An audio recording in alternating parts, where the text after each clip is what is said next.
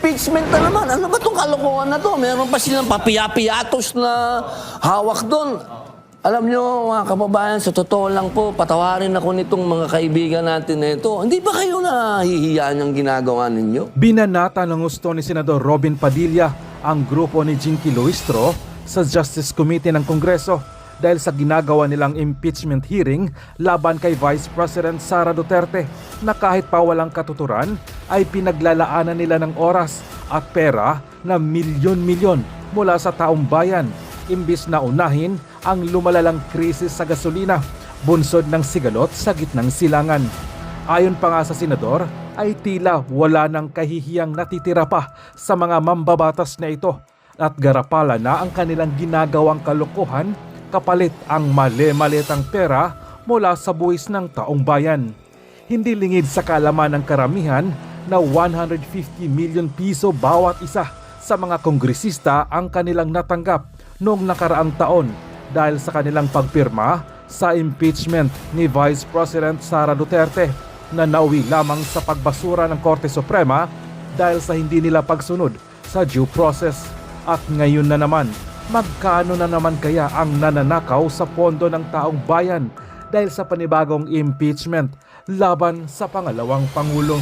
Totoo lang, ako gulong-gulo doon sa pinamamalita natin na nagpapalakas tayo. Hindi. Dapat nga, nililihim yan. Oo, pero dapat ang unahin natin, ang kababayan natin, ang mga Pilipino maging malakas. Sila muna. Paano sila magiging malakas? Iahon natin sila sa kahirapan. Kapag yan kumain na ng tama sa 3 beses sa isang araw, may magandang trabaho, may magandang sweldo, may tahanan na pwede niyang tawagin na kanyang kaharian. Yan ang magiging pinakamatibay na Pilipino. Yan ang pinakamatibay na ating sandata. Yung healthy na Pilipino. Kaya sa totoo lang po, lahat ng ito, sinabi na sa atin ng dating Pangulo eh. Hindi na ito bago. Parang rewind lang. Rewind lang natin. Lahat ng sinabi niya, nangyari. Kaya sana, ako naman din po ngayon, ay nananawagan sa lahat din ng mga kasama natin, na sana, kanina, inis na inis ako, pagising ko. May impeachment na naman. Ano ba itong kalokohan na to? Meron pa silang papiyapiyatos na hawak doon.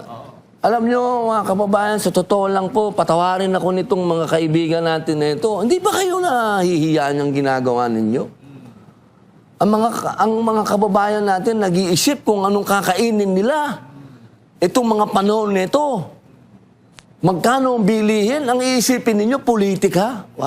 Wow! Talagang ako po, hindi ako makapaniwala. Kung ganito ang mentalidad natin, sino pa makakatulong sa atin? Isipin ninyo, ang ini-issue natin sa Vice President natin, piatos!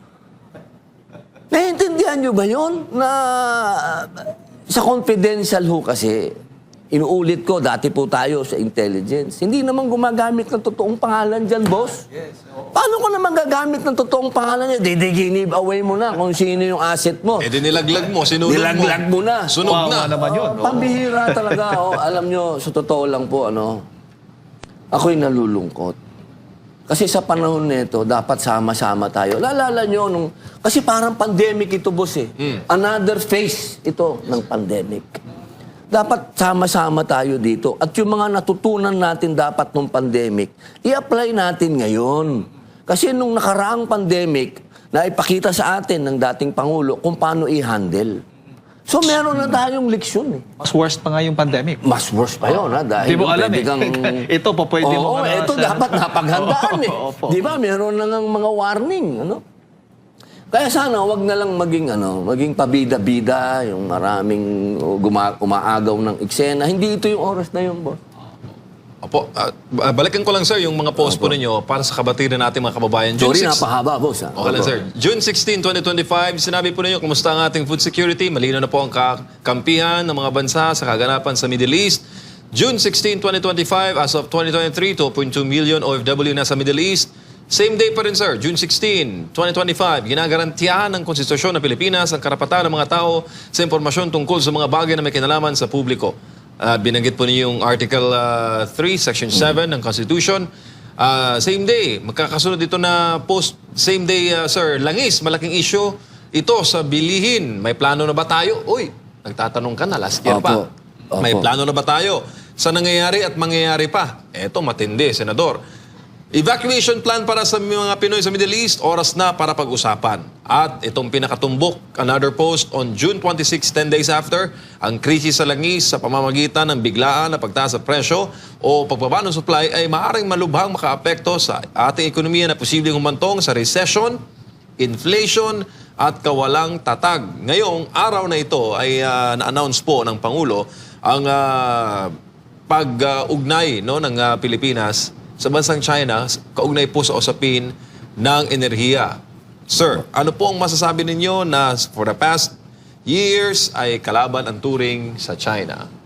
Alam niyo po, ito po yung pinaka-awakening nating mga Pilipino. Dito po ngayon lalabas na yung old belief natin na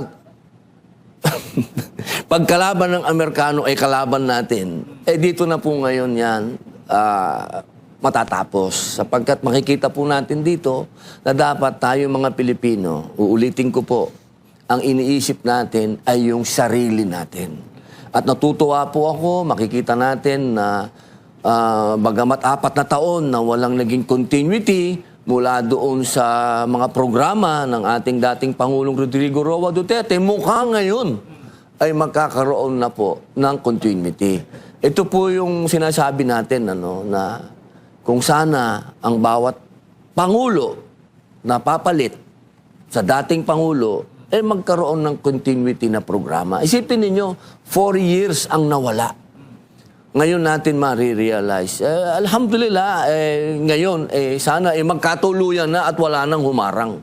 At hindi ko naman po sinasabi na maging anti-American tayo. Never. Ako po, kahit ako ay tinitingnan yung ganito, I love liberty, I love freedom, I love America. Pero, of course, laging nasa puso natin ang unahin ng Pilipinas. Pro-Philippines, sir. Dapat lagi tayong taong bayan natin ang uunahin natin. Interest natin ang uunahin natin dahil nandito tayo sa Pilipinas. O malinaw, nandito tayo. At itong gagawin ng ating Pangulo na Bongbong Marcos, kapag ito ay ginawa niya, magiging legacy niya to. Babaunin niya na ito. Kasi ibig sabihin, makakaroon na tayo ng sarili nating langis, mga mahal kong kababayan, kapag yan nagkaroon po tayo. At sinundan niya pa ng pakikipag-usap sa Sabah. Naku po, magiging maayos na po tayo in a way na hindi na tayo maapektuhan ng mga ganitong, alam nyo kasi, tayo po ay biktima ng batas Itong nangyayari po sa atin, ito kasi yung deregulation, ng oil deregulation noong 1998. Ito po yung batas na ito na yung mga oligarko ng langis, sila na po ang nagdi-dictate ng presyo ng langis. Isipin ninyo, tumaas ang langis ng ganyang kataas na 100% na yata, from 50 to 110, parang ganyan na yata, 112. Masasyak ka talaga anong nangyari, parang asan ang gobyerno? Wala po tayong magagawa dahil yan ang batas. Kaya ngayon po, meron po tayong mga hakbang dyan sa Senado na yung batas po na yan, kung hindi ma-emendahan, ay ma-repeal yan. Hindi po tayo papayag na ganito ang gagawin sa atin para tayo mga alipin nitong mga oligarko ng langis. At saka, Senator, yung gusto ding suspendihin yung excise tax, kayo pumapabor din ho ba noon? Opo, tayo po co-author din po niyan. Pero ang masasabi ko lang po, makakatulong po ito. Definitely. Makakatulong po yan. Lahat po yan, pati po yung VAT, gusto din namin tanggalin yan. Medyo kumokontra pa ang administrasyon, pero dapat tanggalin din muna yan, suspendihin muna. Pero lahat po yan, may maitutulong. Totoo. Pero maliit. Maliit lang po yan. Ilang percent lang po yan. Opo. Ang gusto natin, yung hindi ban-aid solution. Kasi ang tawag ko dyan, ban-aid. Sususpindi mo, ibabalik mo. Kailangan natin ng tunay na solusyon. At ang tunay na solusyon, uulitin ko po, makapagnegosyo tayo kasama ang mga bansang inisip natin noon ay baka kalaban natin. Ha? Nabura na yan sa panahon ni Digong, pero bumalik. Pero ngayon, ano ba? Andyan. Sino bang handang tumulong sa atin ngayon? China, Russia. Yan po yung mga bansa na nandyan. Sana makagawa po tayo ngayon ng batas na gustong-gusto natin na ipatawag sana kami ng Pangulo. Kasi yan naman po ang nasa Article 6, Section 12 yata o 14 na anytime pwede niyang i-convene ang Kongreso, no, para siguro kailangan na po namin amendahan talaga ang konstitusyon. Kasi kailangan po natin ibahin na yung mga provision ng economic provision ng ating konstitusyon para malaya na pong makapasok yung mga foreign investor. Kasi po, tatandaan po nyo, nagkaroon ng Supreme Court decision na pinagbawalan po yung oil exploration natin with China. So medyo madami na naman kukontra dyan. Madami na namang lilitaw. Kaya sana po, tunay na to. Ako number 1 ako na humihiling sa taong bayan na nasa inyong mga kamay na po ito. Na sana kayo na po ang humiling sa ating Pangulo na amendahan natin ng economic provision, ng konstitusyon para malaya na po tayong makapag-muskito, ibig sabihin makapagbutas po sa mga lugar na alam nating may langis at gas. Opo. Senator, balikan ko lang po yung sinabi po ninyo kanina na sa gitna nga po nitong pagdeklara ng Pangulong Bongbong Marcos Jr. ng State of National Energy Emergency ay nakikita po yung tamang panahon po ito para maisulong itong claim po natin sa Sabah. Opo. Pero paano po natin mapupursigi po ng Marcos administration po niyan? Hindi ho ba ito magdudulot ng tensyon din sa relasyon natin with Malaysia? Hindi po. Hindi po ako naniniwala na magkakaroon ng tension po ito. Mas matensyon po yung ginagawa nila sa West Philippine Sea. Mas matensyon po yan dahil ang nangyari po dyan, nagkalabasan na ng mga, nagkaputulan na ng daliri, marami na pong nangyari. Ang Malaysia po ay maituturing natin na kamag-anak natin yan. Malay race din po tayo kung matatandaan po ninyo. At aminado din naman po ang Malaysia magmula pa noon na sa Marcos Sr., kung natatandaan niyo po, ilang beses po yan na nakipag-usap dyan sa Malaysia patungkol po dyan sa Sabah.